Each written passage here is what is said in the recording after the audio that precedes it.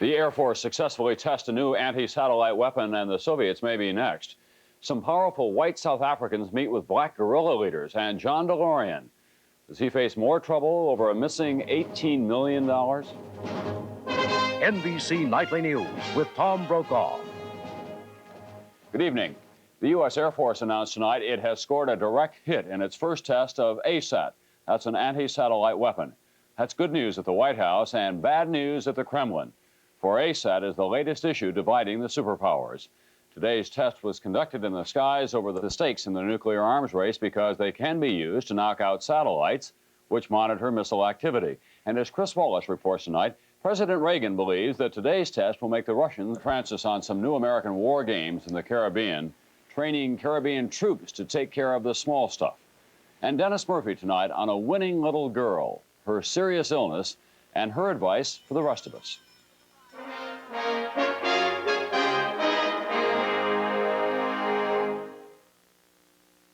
Huh? Can you help me with these Canon personal copiers? Oh, yeah, they're terrific. And, you know, they copy in 6. A former CIA analyst told the World Court today that President Reagan approved a plan to use a covert army to provoke pursuit by Nicaraguan forces to make them appear to be attacking neighboring countries.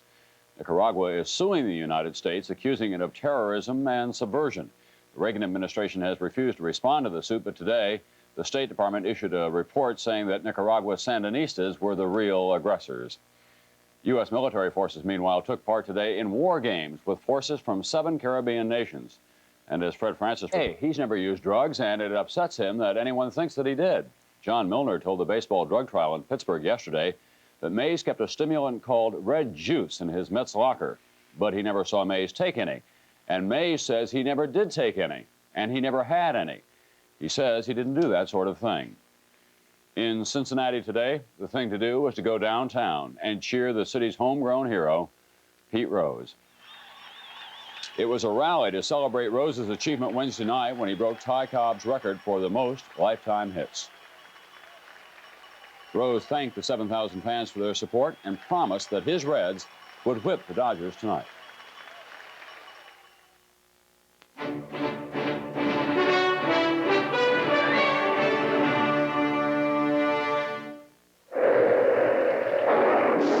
When a hurricane this strong hit Houston, Houston found out you need an insurance. 4th day in a row.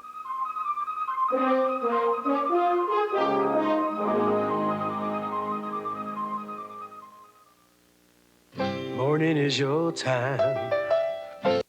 One that French President Mitterrand traveled halfway around the world to watch. The Ariane rocket left French Guiana carrying 2 satellites, but slowly the rocket strayed off course, and 120 miles above the Earth, when it looked as though it would come down, the rocket was blown up.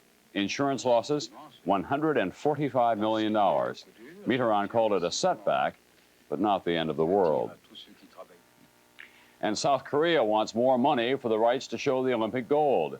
Negotiations now have broken off with the American television networks over the 1980s.